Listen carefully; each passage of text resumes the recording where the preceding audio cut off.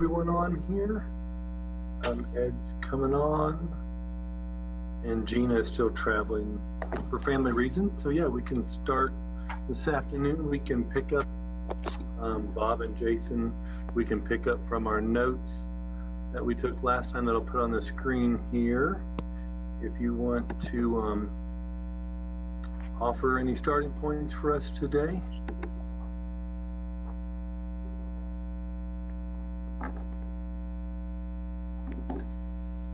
So, actually, Dennis, I was just going to ask real quick of the group, anything else they've been hearing or other things that we would want to try to include or add?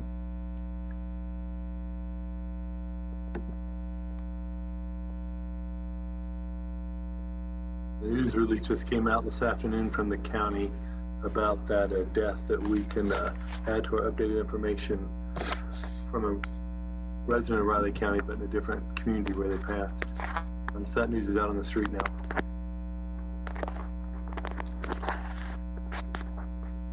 I have seen a lot more activity. I think we talked last Thursday as a task force, but there's been, I think, more movement around town. And then K-State, if people haven't heard, K-State announced their opening plan. So we'll talk more about that on Thursday.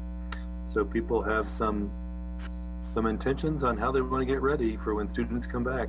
August 13th, I think it is? 17th. 17th, thank you. Yeah, 17th, thank you.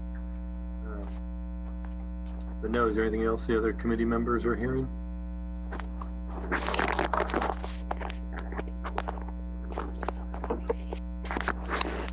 You know, Charles, you had your hands full, so hopefully you're working through all those issues.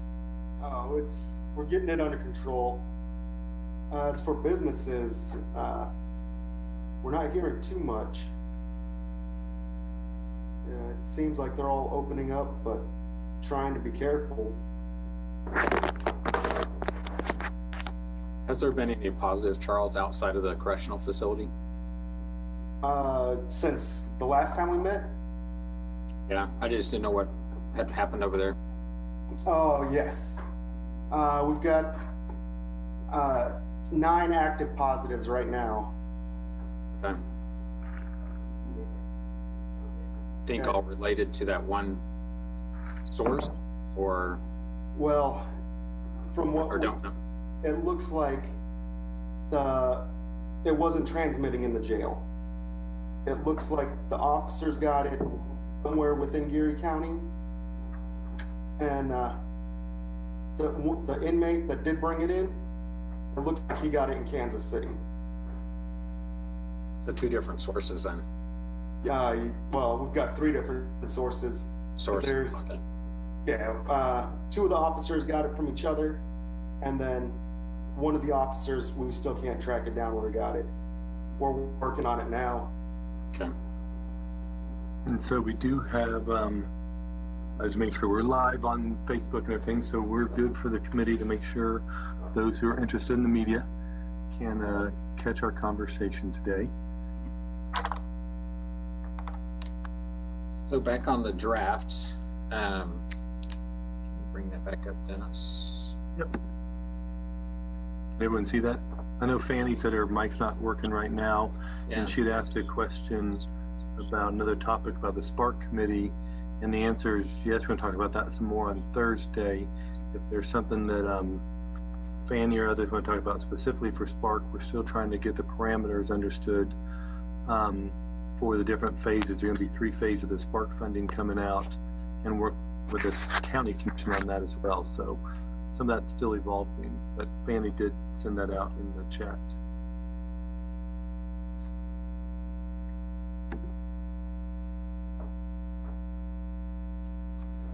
Well, do we maybe want to just walk through, see what other things we would add or change, and then kind of see where we want to go from there with the subcommittee?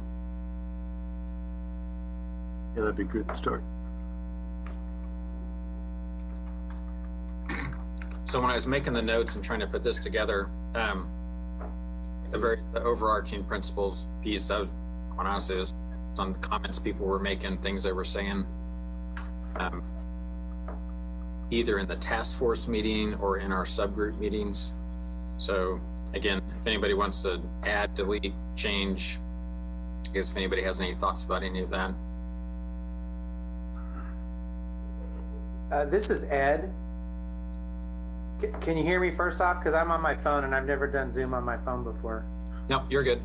Okay, so when you go to the, what should I do if I have a positive customer?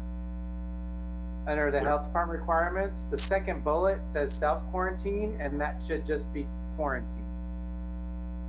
Okay. Because that will be a real quarantine, that won't be a voluntary one. Am I missing that on the screen? No, you're. Oh, I see, self-quarantine. Go up, yep. Self-quarantine for 14 days? And just should be quarantine. Should be quarantine, yeah. Gotcha, okay.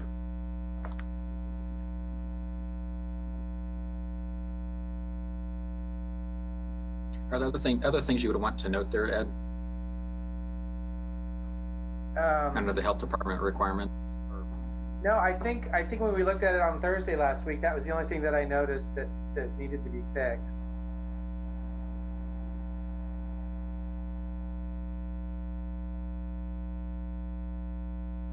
Were there anything in those two categories above that, the overarching principles or the business organization advocacy needs?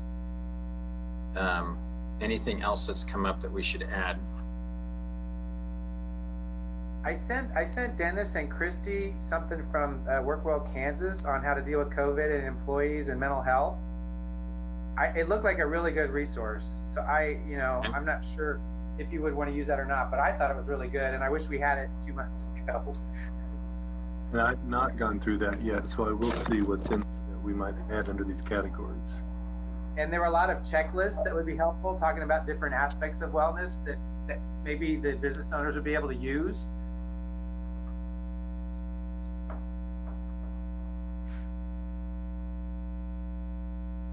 Yeah, luckily, through all this we talked about through the task force, there are a lot of checklists, guidelines, best practices and things, and so there's a lot of resources out there. Right. So we'll check this one out. They had a lot of good links to lots of different things that I had not seen before.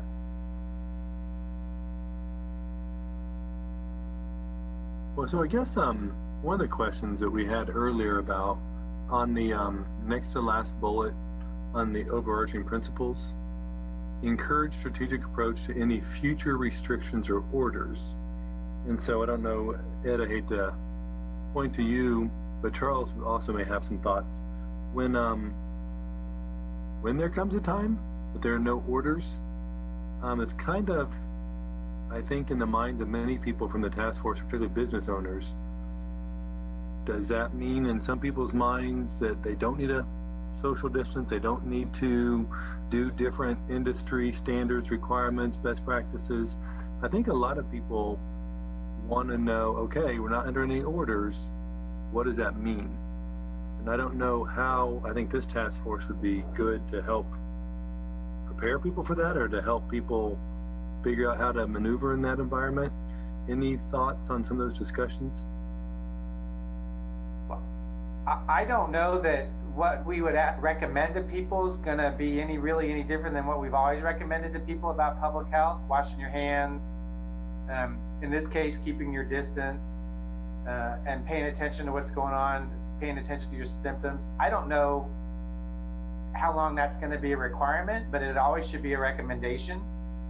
And that's just kind of the new way we're going to have to start doing public health education. And if businesses can include that in their orientations and those other things during normal operation, I think that would be very helpful.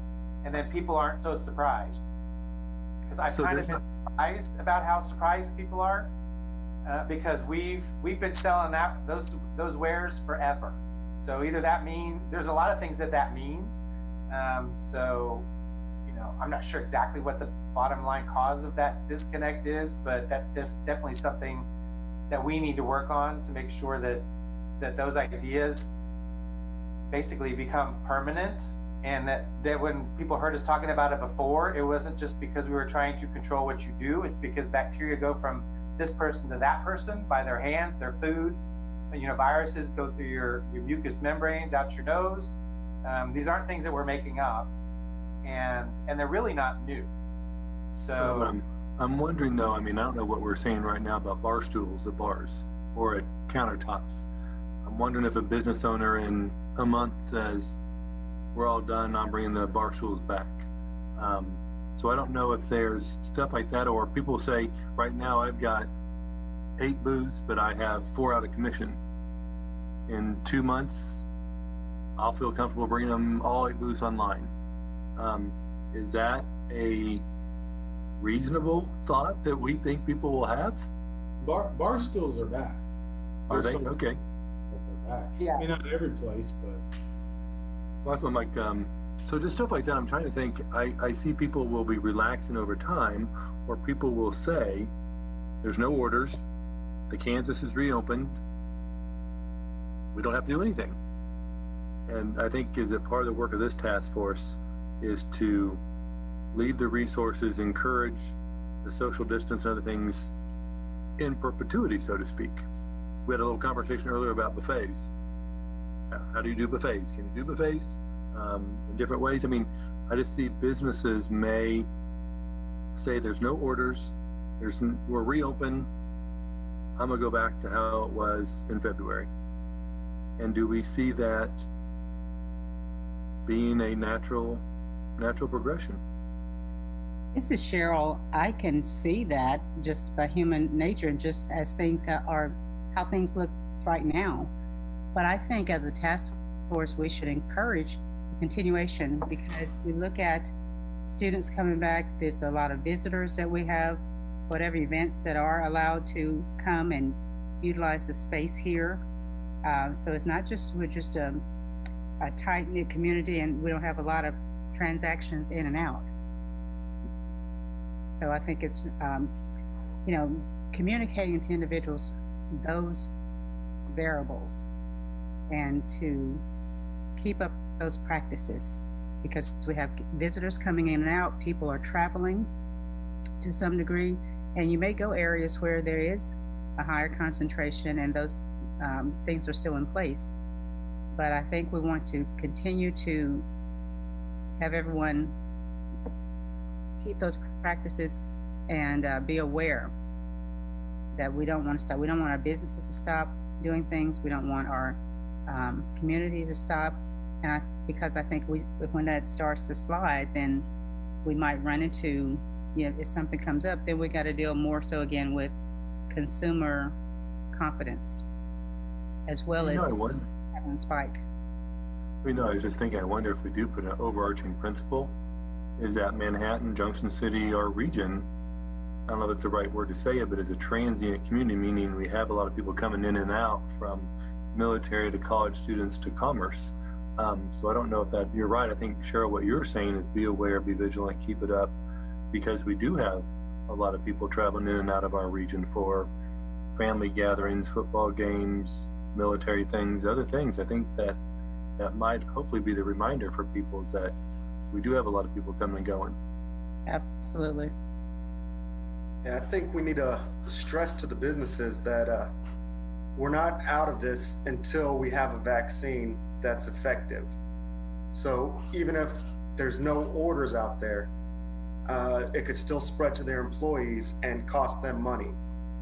So it's important that they understand that it's going to affect them even without the order if they don't take the proper precautions.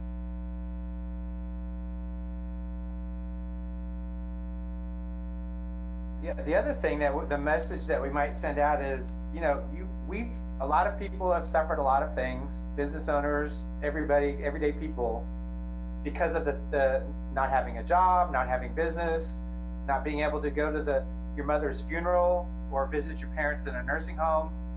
If we just go back to business as normal, all of that effort was in vain, and those people suffering was basically useless.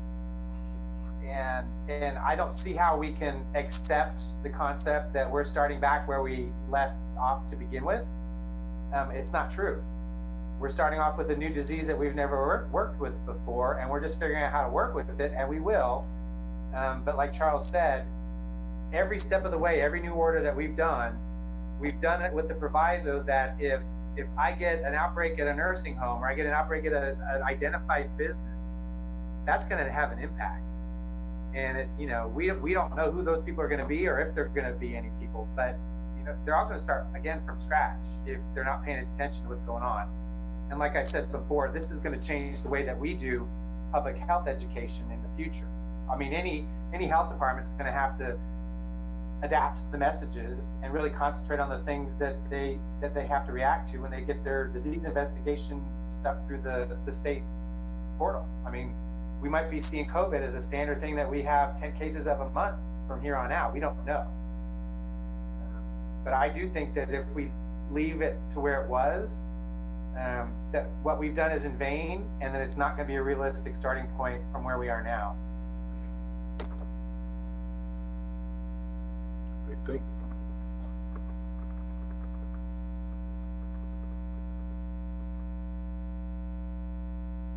Some of the comments from the task force meeting last week, it was talking about individual responsibility. So even though we keep having the same messaging going out over and over, should we just add a section that is the basics for individuals to follow, and then the message up at the top that the recommendations are in place until vaccine is in place? Or is that what you're saying?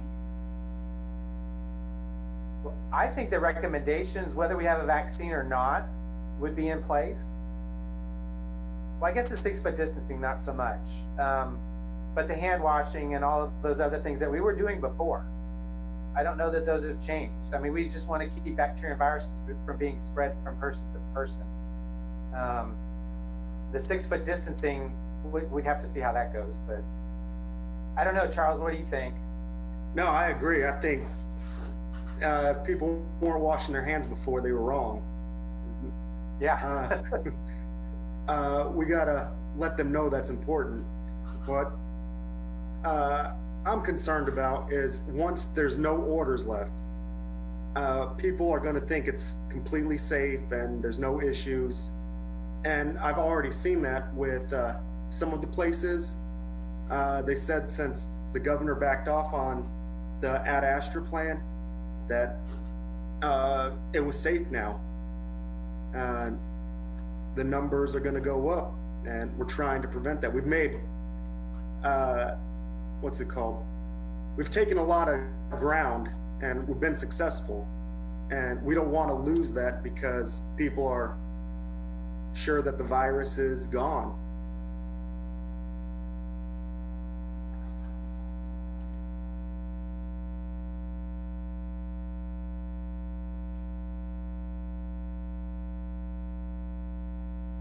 I think it's important too for people to understand that having a vaccine actually doesn't necessarily mean anything. If somewhere like 45% of the adult population gets a flu shot. So, we're running less than half, and we've had that available to us for decades. Yep. So, I mean, I think I do like Chrissy's idea, and I know Kelly and a couple of the other folks had mentioned, what should be the expectations of me as a consumer? I know that for a number of people on the task force, that is a big issue. And it even got back to, I know very early on, someone had brought up the issue about behavior and people pushing back about having to do this or that in a business. And I know Jason and a number of our chamber members, we feel pretty strongly about this is our business. And so you will, if you're going to be our customer, then you're going to have to abide by that. But maybe that's a good place to kind of reinforce that and put some additional information there to give some guidance for consumers too. If this is going to kind of end up being here's a recommendation list for what you do if you're a consumer, this is what you should do. If you're an employer with a positive COVID employee, this is what you should do if you have a positive COVID customer, that sort of thing.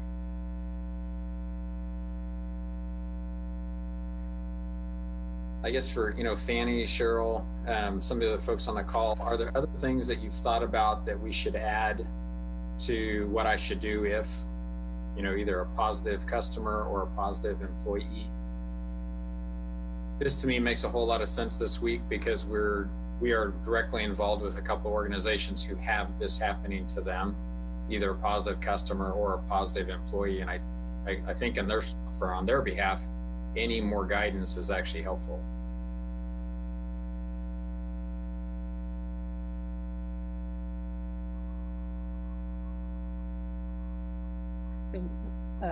last week we were talking about in the event that an employee tests positive, and did I understand that individuals that may have come in contact customer-wise would not be notified because we did not have a vaccine? Is that still? And I was asking that question because I had an individual tell me that she had some lab tests done at a local lab, and she received a certified letter by FedEx the next day stating that she had come in contact with someone that tested positive, so she had to be tested. In a couple of days she came back negative, but that was a case where the company notified the customer. Typically the health department, unless we're given the name by the case, it's very difficult to find out who the other contacts were going to be, especially if they're clients. I know maybe you saw that when they had some soccer practice over here on the university grounds, we just sent out that, hey, if you were here, you just need to pay attention to your symptoms, because we don't know who this case knows. They were not here. They didn't know any names of the people they were playing soccer with. So in that case, we just kind of put it out, which gave people the opportunity to call us if they thought they were there, and we would be able to do what we needed to do. But some of this case contact stuff is not always an exact science, just because some people don't even know the name of the person they were next to, which is not all that, and that's not all that surprising.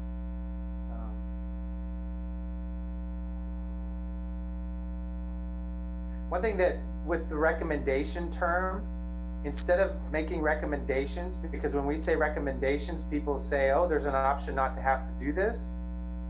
We might use something like how to prevent COVID-19 or preventing COVID-19, something that is basically stating the same thing, but titling it something that this is what you do if you want to prevent COVID-19. These are the plans you can follow. These are the actions you can take. But if you put recommendations, then you lessen the impact, in my opinion.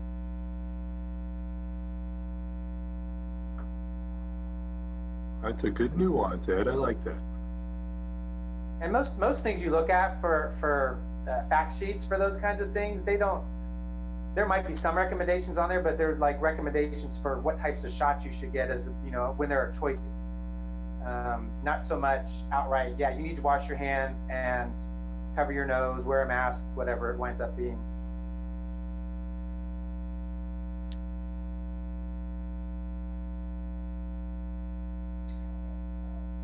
So Dennis Cook, did you have any thoughts about things we should change or add?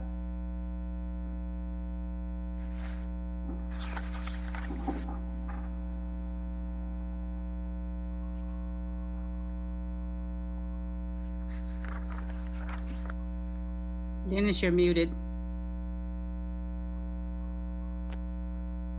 That's better, huh? Sorry. Oh, there you go.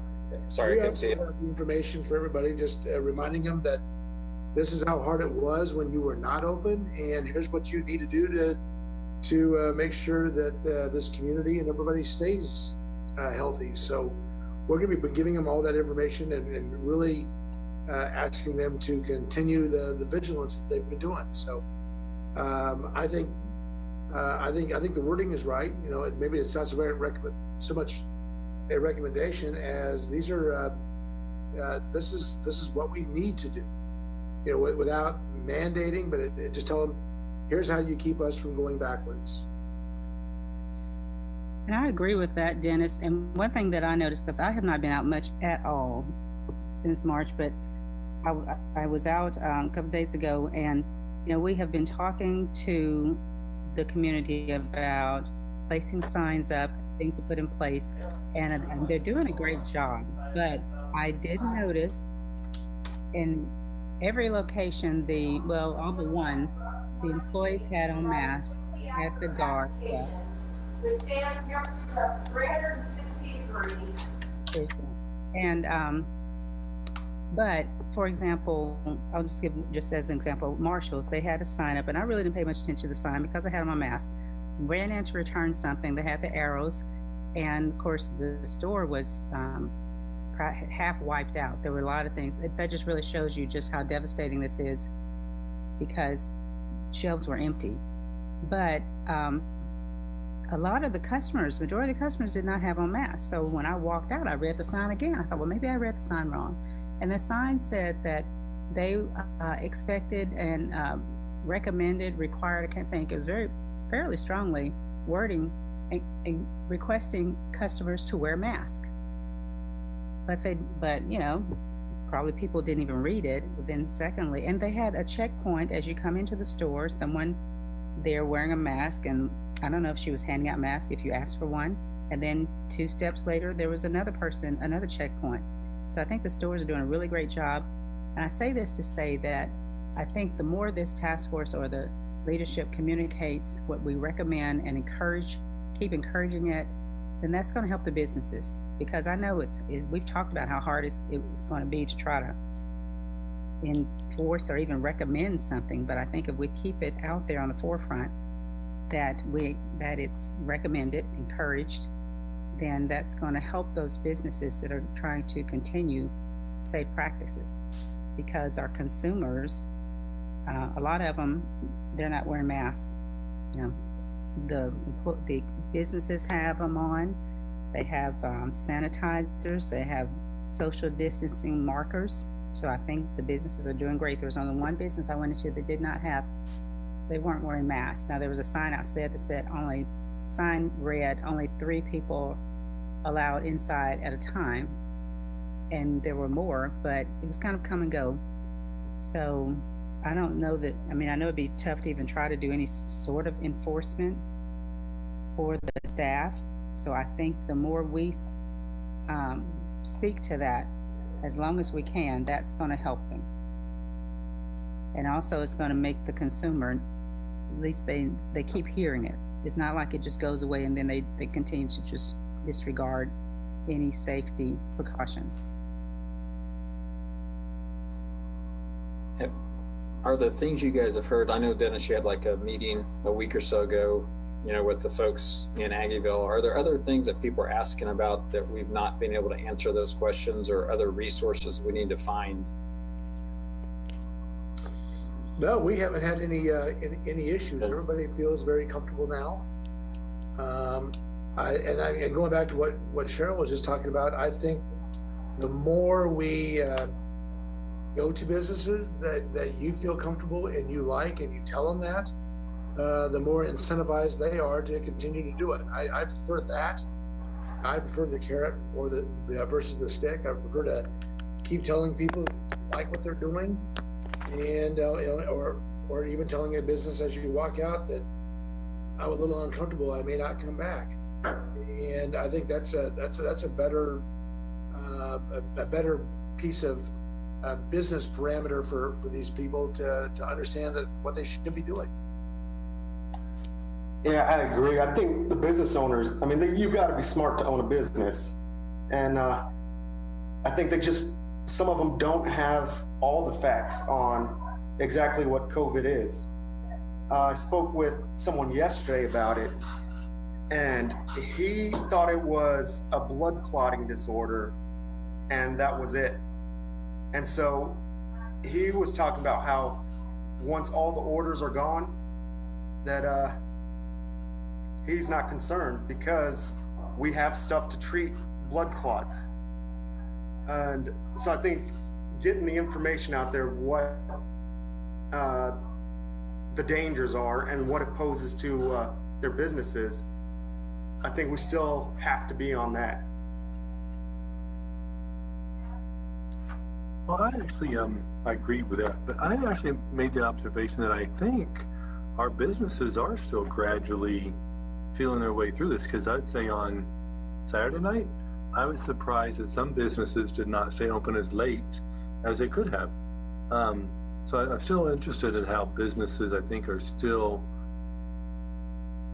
I guess, scanning the horizon to see, and it may be a business decision in terms of if there aren't people out late at night, why are you going to stay open past 10 o'clock or whatever it is. But this conversation we've had about closing time, I thought actually it's kind of been irrelevant because business owners have made the decision, I guess, based upon crowd size. And a lot of them have chosen to close earlier than they could have stayed open. Not all that's happening in Aggieville, but I noticed that well, actually there was some in Aggieville and some downtown. Some of that's staffing too, right? So I'm not bringing back my full staff when I don't know what the future is, and so I have to think about how to utilize staff appropriately and take advantage of the maximum amount of hours. So I just think it's people not, and Fannie may have a better feel for that than I do, but I just think it's people not jumping in. They're not quite ready to jump in both feet until they get a sense for how the opening plays out. So. Well, I even think, oh my gosh, I'm loud, but on the task force has Little Apple Brewery. I don't think they've opened yet, have they? They're still determining. Yet. Yeah, they're still determining what's best for them and their customers. Right. In Aggieville, the high-low, just 2 doors down from my office, has been closed this whole time. Just talked to them, and they're going. I think they're opening tomorrow, but very limited hours, and a lot of that's a staffing problem. But I think part of about one half of the Johnny Cause businesses are going to open up finally this week, and maybe next week might be Annie Mae's, and then that would be everybody for us. But yeah, definitely it is. Some of that is staffing problems. When these were people who would have not had a staffing problem if the students had stayed in town, they would have kept them. But they've been gone for so long, they've just found something else.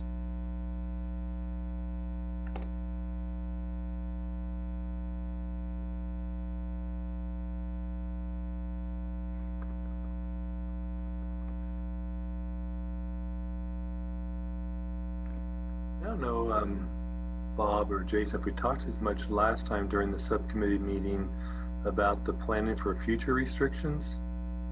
I think we said we have the resources out there. It's kind of like if we have to have new future restrictions, if the spike goes up in positive cases in any county or community, we'd go back to where we started about what are the basic parameters about social distancing, not promote as much interaction, reducing group size and things. And so I'm not so sure that we have to reinvent the wheel, so to speak, but it seems like the process would just start over again. Is there anything, I guess, to add to that planning for future restrictions that we would?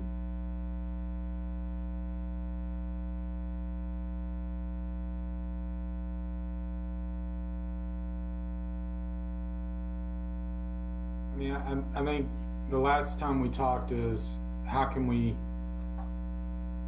be more effective in helping businesses stay open that this time or not, and whether that's through affecting regulation or whether that's through training for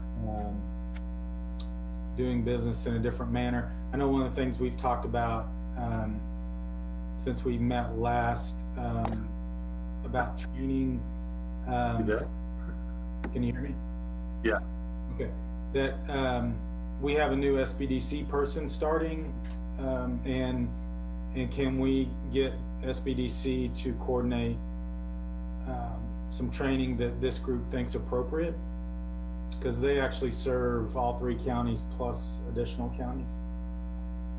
And the lady, it's Lori who did it before, is well respected and with all the chambers, and so I think she would be super at whatever we think is the appropriate kinds of classes, and if we can get them underwritten, I think we can start those sooner rather than later. One thing that we don't have on here, I don't think, but one thing that was said maybe at the task force meeting was, should we have the spike in positive cases again? I thought someone said the word was it needs to be strategically closed or addressed, meaning you don't close down the whole economy. The same thing going back to why is Home Depot open but not somewhere else? And so I think someone was wanting to make the point that the task force should recommend or should encourage the local health officer that should we have a spike in positive cases, it doesn't mean you close down the entire economy, but figure out where those cases are coming from and have a strategic or targeted approach. Is that a conversation that anyone recalls from the task force meeting, or was it this last week? I'm not sure, but I know the goal, even if there's a spike in cases, the way we're handling it in Geary County is it's how much our hospital will be able to handle. So if we get a spike in cases and we can still handle that much, we're not going to do anything drastic. That's a good point.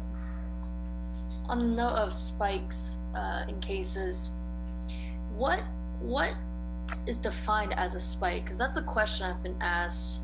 For example, this weekend we had 3 additional positive COVID cases, and people are like, well, is this a spike now? And then also last week we had another, 3, 4, or 5, I don't remember the exact number. But, we went a few weeks or a couple weeks without, maybe one here and there, and then all of a sudden we had this amount, and some people think that's a spike. So I don't know if Ed can speak to that, but is there some clarification on what exactly would be considered a spike in terms of numbers? Yeah, I don't know in terms of numbers that there is such a number. All those 3 different criteria that the governor had in her order, number of deaths, all those other things, they would have to look at those in their totality. Plus, in 4 hours, I might go from this set of numbers to, I just lost 5 people off that list that are no longer active.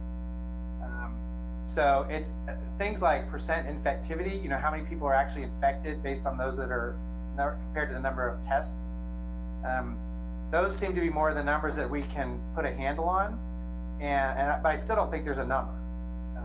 We were, at one point we had 15% infectivity, where out of the number of people tested, 15% were infected, but we're down into the 1, 2, and 3 range now. So, and it also, how much is it going to impact the hospital? That's also going to be one of the other things. So for the public that wants a number, for like many of the other things that we do or try to do, they're going to be disappointed because that number doesn't really exist unless I just haven't heard it. But based on the conversations I've heard or had, it's kind of a moving target, and 2 or 3 at a time is not typically going to be a spike. Now, if we have, like Charles was saying, if we have places that are clusters, there is a nursing home or there is a business that's having issues. If we get all that taken care of and put everybody in quarantine, then those kinds of things can be potentially self-limited. And that could have been a spike, but we were able to handle it differently than, again, close down the economy. Thank you, Ed. You're welcome. I wish I had a number for you. We'd love to have a number. Numbers make things easier, but but it's not easy.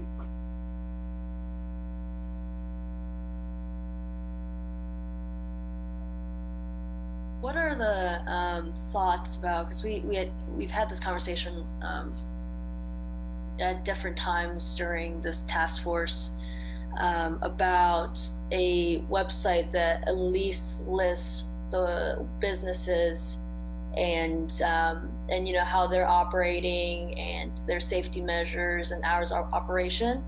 I think this is actually a very good resource for business owners to kind of see what other businesses are doing.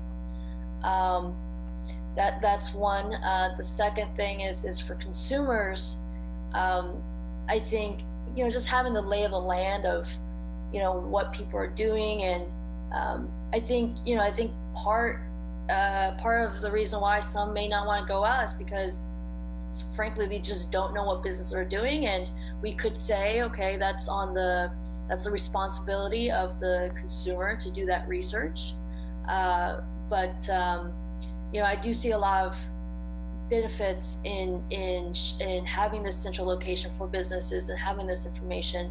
And I think it also will help draw people back to Manhattan, Kansas, or to the Flint Hills region, because then they'll see, wow, there's this amount of businesses that are doing X, Y, and Z. I was thinking about your idea the other day while I was driving, and I know I wasn't 100% in on it before, but I flip-flop now, because I was thinking about all the places I was driving by, wondering what they were doing to keep their customers safe.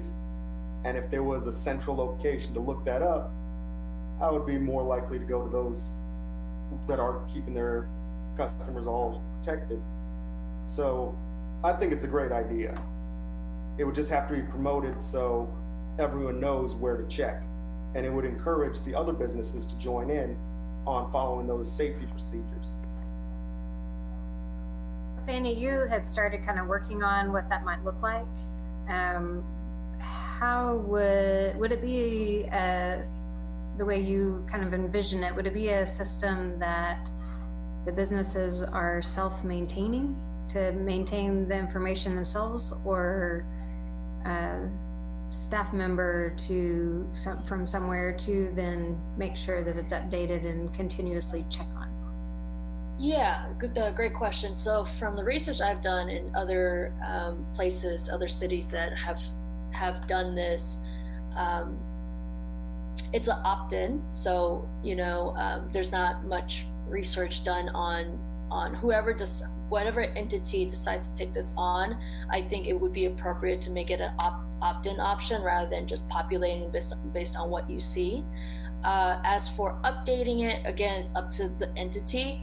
I would say that if there are changes, is to put that responsibility on the business to let that operating entity know. And I think having a website would be ideal, but even just having a spreadsheet at this point would be helpful. And I did take a stab at it to kind of see how sustainable it would be to start creating this database. But the one thing that the city and the county has is that you have people, you are known, right? Whereas I'm an individual, and so I think it would be much more powerful for the city or the county to do that. And again, it's a commitment to, and I think it also shows a commitment to local businesses, especially, and the collaborative effort of the city, the county, and businesses working together to rebuild that consumer confidence.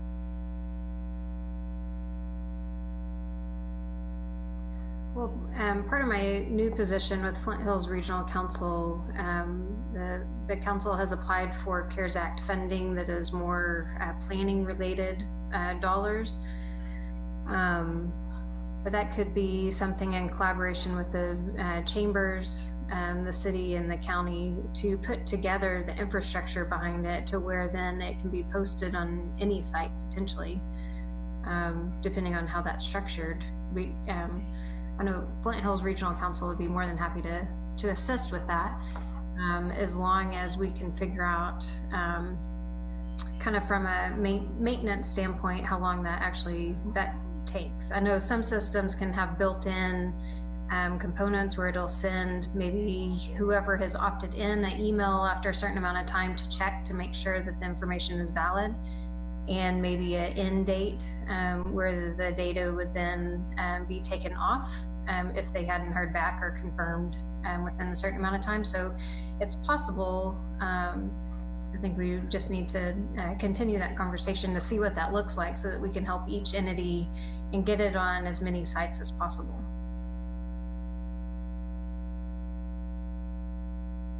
So I'll just bring up again, we have, I just counted them up. We have a site that has about 100 businesses and about 50 restaurants. And our membership staff is calling on a regular basis to get updates. I visited this week with our team, we could add non-members. We just need kind of a request to do that.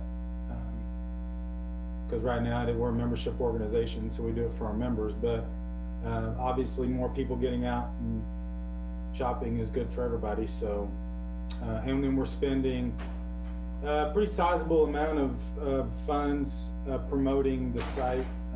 It's our Think MHK site, so we are promoting it to whatever degree people are picking that up. It's hard to tell, but SNN is doing the promotion for us, SNN marketing. I think it's a good request of the task force to ask the chamber to make it available for all businesses. It's kind of like the funding, the COVID funding. That was something that the chamber took the lead on, but it was on behalf of all businesses. So I think this resource would be in line to have all businesses have, or individuals that had a need for this information, have it accessible to everyone. Well, actually, I was thinking, Jason, about how we did the masks. I mean, could it be as simple as a form, and we have that standardized form as what people are doing? Are they using masks, requiring masks, whatever it may be, and just kind of have the categories, and they just hit submit, and that way it goes in as a request or something for your staff or website to post or whatever. I think we can make it fairly simple. Mm-hmm. Yeah, and we did that. We did that for the mask. We did that for the loan program. I mean, we've done online forms for all those things. So I think that could be good. And we're happy to work. You know, we're happy to get with Dennis and make sure we have all their businesses, and Gina, and get all theirs. But you know, we did this right after everybody had to shut down, just so we could talk about who was open and hours and delivery and curbside. And so, I mean, we started this 3 months ago. It wasn't something we've done just recently. So there may be ways to do it better too, but that's kind of where we are now. I think that's great. I think we just need to figure out from the task force standpoint how to get that same infrastructure in place for Geary County and Pot County as well. And maybe that's something that Mickey and Jack might be able to help with, but I don't know, we would need to have those conversations. Yep. So as a to-do, Chris and I can talk about this and work with Fanny to get a form standardized or whatever it may be to get the pertinent information that we think people would find useful. Then we should be able to pull them together fairly quickly, couldn't we? And I would think we could use the one form from the reopening packet. That's what I was thinking too. The what do you call that, Christy? What'd you call that document? Opening with care. Oh, there you go. Yeah. I think that's what I was thinking. And I know we're down to like our last 10 minutes. Those last kind of buckets there of information, the key factors for determining closure options or for reopening continuing operations, other things that we would want to add to those or make changes to what's there in the draft. Well, I need to give a shout out to Gina Scroggs because she's actually listening. She's in a different state, but she's very good. Listening. And she did make mention or ask a question about, we had said, or the task force had said, the key component of all this, if we're going to have closure, we've got to have a state partner. And so to engage the state to have that conversation, because a lot of us are dependent upon what the state rules or restrictions will be.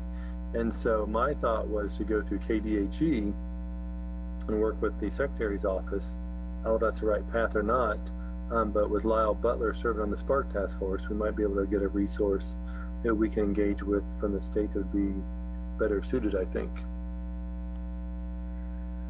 But anyhow, just to keep on the radar, we've got to engage the state. So we've got to find the right person so that when the state feels like they need to come out with something, hopefully they would do so in consultation with local communities, including Manhattan and the 3-county region. Well, with all due respect, they didn't do that this time. So you're right. That was a fault. And so, it could be maybe a statement that says that. That might be the outcome of what the task force says.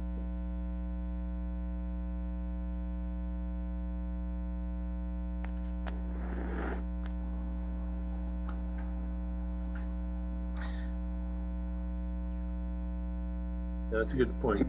Other things before Thursday?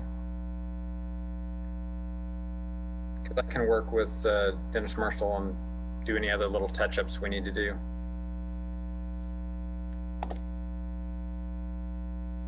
I think this looks good. I think it's going to be a document, of course, because as we do get closer to the time where students return and things pick up a little bit more, we have to evaluate how things are looking and maybe add to this list, or I'm sure some other things will come up, and where we're talking about how to manage safety now and support the businesses in doing that so they can stay open. We may, it's just going to be more people to have navigate through that. So hopefully things will stay as they are, and we won't have a spike. That's best case scenario. But just I think it's one of the challenges, the responsibilities of the task force is keeping that in mind and helping businesses be as prepared as possible if we find ourselves in that situation. Hey Dennis, can I ask you or Ed or Christy? I know because I got confused all the bills that were being passed and vetoed.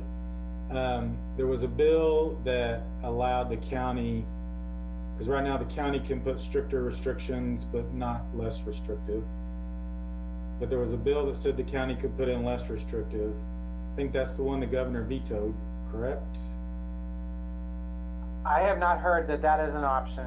I believe it can be more restrictive. No, I think what the governor if it's less vetoed. restrictive, that's kind of defeats the purpose of home rule. Well, I'm just saying that as it stands right now, the local health department can be more, not less. Correct. I know they were debating that, and I never heard how that ended up. So, Still the case. I think the governor is more vetoing who could determine the authority for the emergency orders and stuff. So whether it's the legislature or her office and how they collaborate. Provision in there that let the health department be less restrictive too, but I think that that's us. I think that all got caught up in that veto. So It did, and I also think what they did pass, they emphasized that the county commission could overrule the health officer. Which is very interesting because that's always been the case. Exactly. It's like, okay, yeah, so they're your employee. You can, they're always under the Board of Health's authority, so they can just change the health officer if they feel like it. So I find that interesting, but I guess it's a little more specific than it was before. Yeah. So yeah, Bob, I've got some notes that we can add some additional bullet points to these and have a little path forward to work on maybe what we can do for businesses to submit kind of what their practices are. So we've got some things we can add to this for update on Thursday. I guess to people on the subcommittee, do you feel like we've kind of completed our task?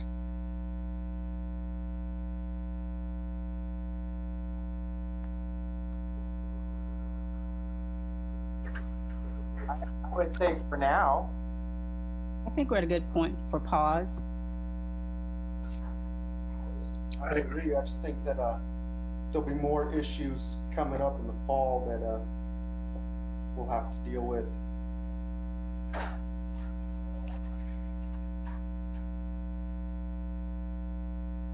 Dennis, I agree. were you going to say something? Okay, go ahead, Cheryl.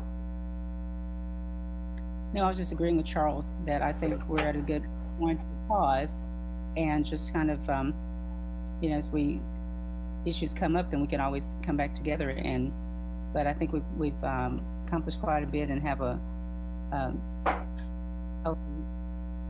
list to work through and communicate back to the larger task force and to businesses and our community. Dennis Marshall, I didn't ask you this. I didn't think to earlier. I know we had shared this out to the other task force members after last Thursday's meeting. Did anybody reach out with comments or? Okay, that's good. Okay. Very good. Jason, anything else before we sign off today? No, just appreciate everybody's time. Yep, appreciate everybody joining us. Thank you. All right, see you Thursday. Bye. See you. Bye. Bye. Thank you.